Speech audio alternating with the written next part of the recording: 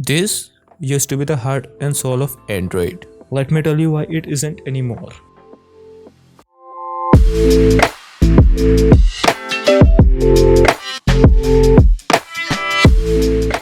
Among BabyOS, Windows Phone and iOS, only Android provided the customization to an extent that only your imagination was the limit. You could make your Android phone look however you want it to be, and that quality was unseen in any operating system that came before it, or even of that time. But this factor is getting limited year by year, and with each iteration of Android version, it becomes even more difficult to customize Android in a way that we are used to. And there are three culprits in modern Android to blame for. So I'm gonna go over them one by one.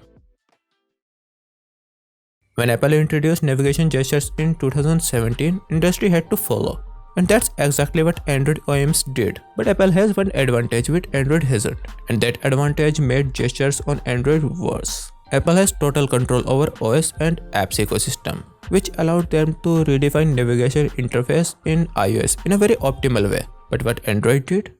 They just borrowed gesture navigation to put them over existing navigation interface of Android. And now you have both buttons and gestures. As a result, Android OS is not optimized for gesture navigation in mind. Gesture navigation is just a feature which you can turn on and off.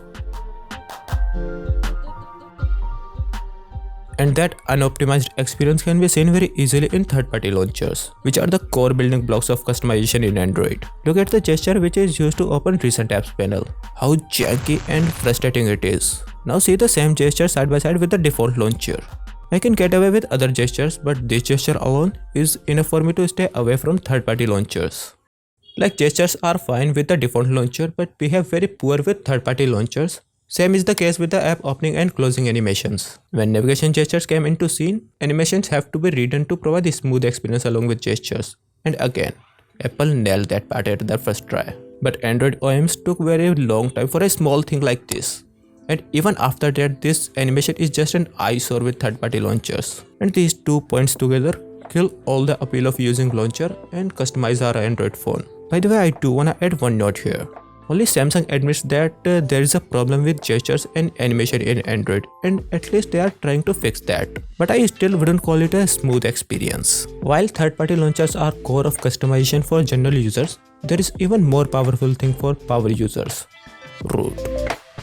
One complete stock Android OS on your Samsung or Xiaomi device. You have custom ROM. Don't like the way status bar looks?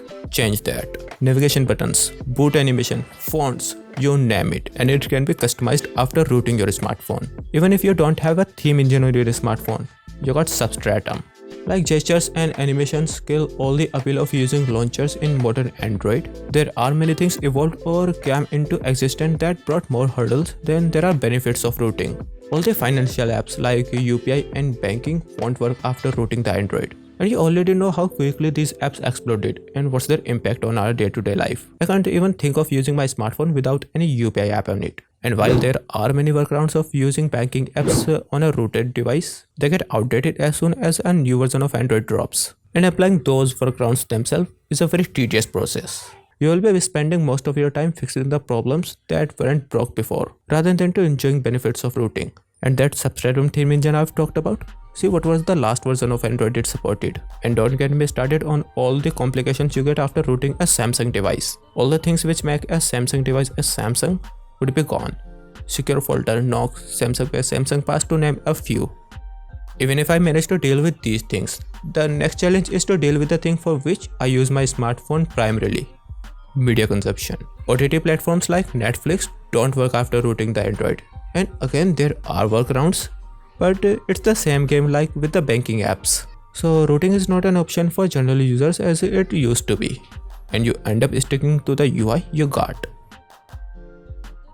By modern Android, I was referring to the Android versions after 10. It was Android 10 we started to get features which interfered with the launchers, and the rise of financial apps and OTT killed all the incentives of rooting the device. By the way, if you can live with the problems I have talked about the launchers, then this video will tell you how you can make any Android device look like stock Android.